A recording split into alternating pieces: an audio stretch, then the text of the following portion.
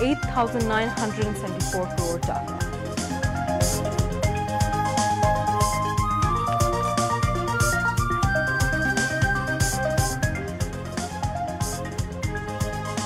Jamaat-e-Islami gets back registration. Election Commission issues notification providing balance scale symbol for the party.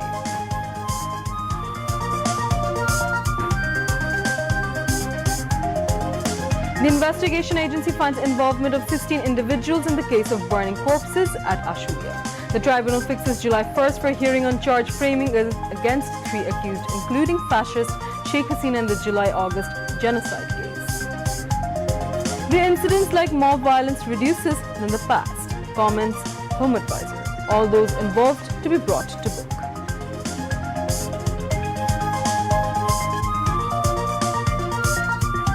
Information Advisor instructs the Film Archive to take initiative to preserve history, tradition, as well as local and foreign films through digital method.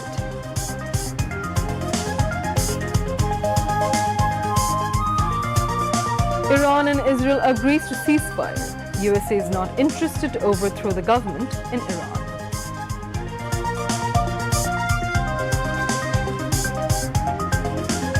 And in Colombo, Bangladesh takes on host Sri Lanka tomorrow, the last test of the 2-match series.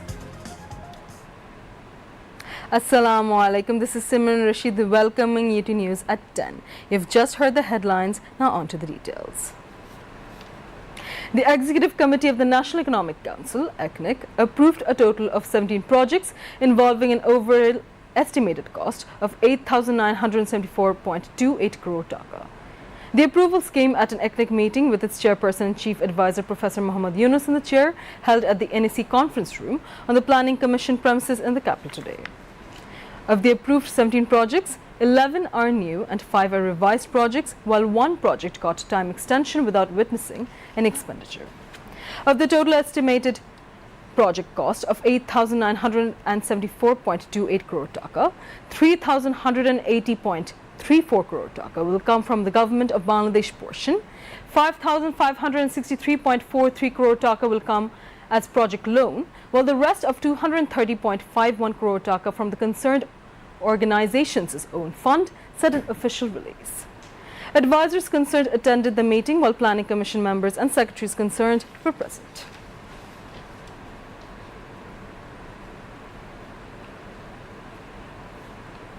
Ambassador of the Republic of Kosovo to Bangladesh, Lulzim Lana, paid a courtesy call on Chief Advisor Professor Muhammad Yunus at the State Guest House, Jomuna, this afternoon.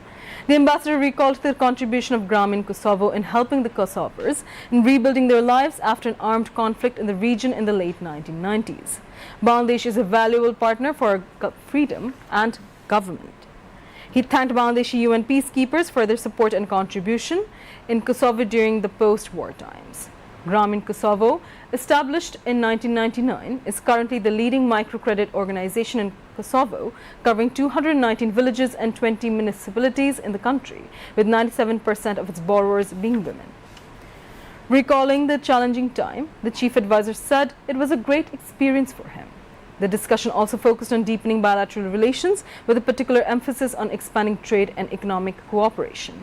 Highlighting the scope for greater people-to-people connectivity, the chief advisor urged the ambassador to facilitate the recruitment of more Bangladeshi workers across various sectors in Kosovo. The Election Commission has reinstated the registration of Bangladesh Jamaat-e-Islam with its electoral symbol of the Daripalla. To this end, the EC today issued a gazette notification signed by EC Senior Secretary Akhtar Ahmed. The International Crimes Tribunal has set July 1st as a date for the hearing of the charge against fugitive former fascist Prime Minister Sheikh Hasina and 3 other accused in the July-August genocide case. The 3-member tribunal, headed by Justice Ghulam Murtuza Mujumdar, issued the order today. The other 2 accused in this case are former Home Minister Asaduzzaman Khan Kamal and former Inspector General of Police Chaudhry Abdullah Al-Mamun.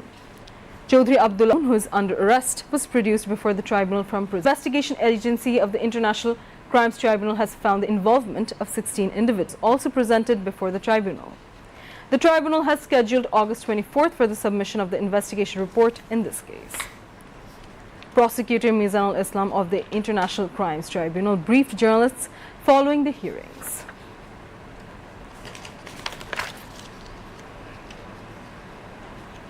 Home Advisor Lieutenant General retired Mohammad Jahangir Alam Chaudhry has commented that the incidents of mob violence have reduced significantly compared to before.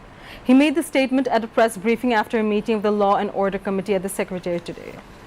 At that time, the Chief Advisor Special Assistant Mohammad Khoda Bokshish Chaudhry and Senior Secretary of the Ministry of Home Affairs' Public Safety Division Nasimul Goni, along with senior officials of the ministry, were present. The Home Minister further said that these involved in mob violence will be brought under trial.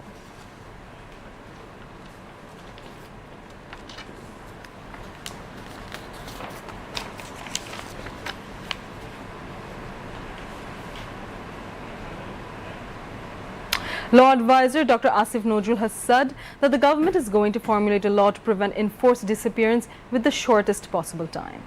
As a result, the intensity of crimes against humanity like enforced disappearances will come down. He was speaking at the closing session of Commonwealth Charter Youth Workshop at a hotel in the capital today. The law advisor further said that the interim government has already taken initiative to reform some laws concerning democratic and humanitarian values of Commonwealth Charter. Side by side, initiatives have been taken to make the courts totally digital to ensure the judicial process transparent and accountable.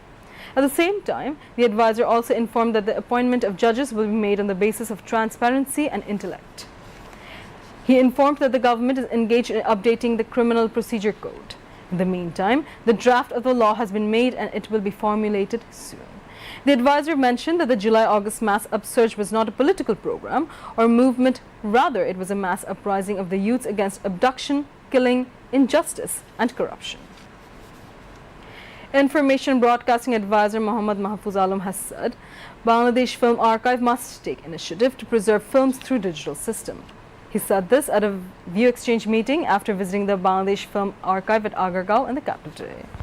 Talking about the prospects of Bangladesh Film Archive, the advisor said that the Film Archive is playing an important role in preserving history and tradition-related documents and conserving local and foreign films. Stressing importance on collecting film magazines, he said that it is needed to take measures to collect film magazines of the last 50 years from Bangla Academy, Shilpakala Academy, Dhaka University and various libraries. Mahfuz Alam noted that articles and interviews from elderly and talented filmmakers must be collected and preserved.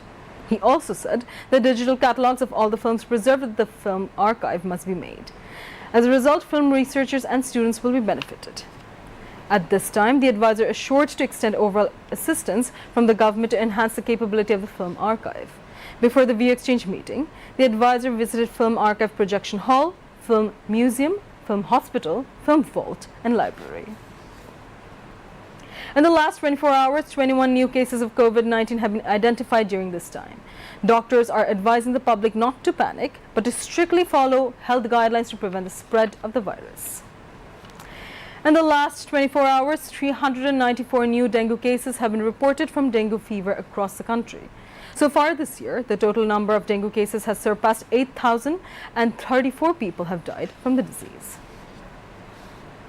A BNP delegation led by the party Secretary General Mirza Fakhrul Islam Alamgir, who is currently visiting China, held a meeting today with Chinese Vice Foreign Minister Sun Weidong.